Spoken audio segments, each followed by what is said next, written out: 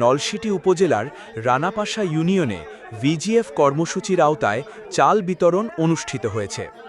দুর্যোগ ব্যবস্থাপনা অধিদপ্তর ও দুর্যোগ ব্যবস্থাপনা ও ত্রাণ মন্ত্রণালয়ের বাস্তবায়নে মঙ্গলবার ১৯ মে ২০২৬ ইউনিয়ন পরিষদ প্রাঙ্গণে এ চাল বিতরণ কার্যক্রম সম্পন্ন হয়। ইউনিয়ন পরিষদের প্যানেল চেয়ারম্যান জাহিদুল ইসলাম লাবুর তত্ত্বাবধানে সুষ্ঠুভাবে এ বিতরণ কার্যক্রম পরিচালিত হয়।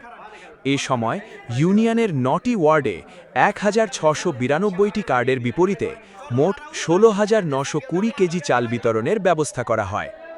অনুষ্ঠানে উপস্থিত ছিলেন ইউনিয়ন প্রশাসনিক কর্মকর্তা শফিকুল ইসলাম, ইউনিয়ন বিএনপির সভাপতি মোহাম্মদ মুজিবুর রহমান এবং ইউনিয়ন পরিষদের ইউপি সদস্যবৃন্দ।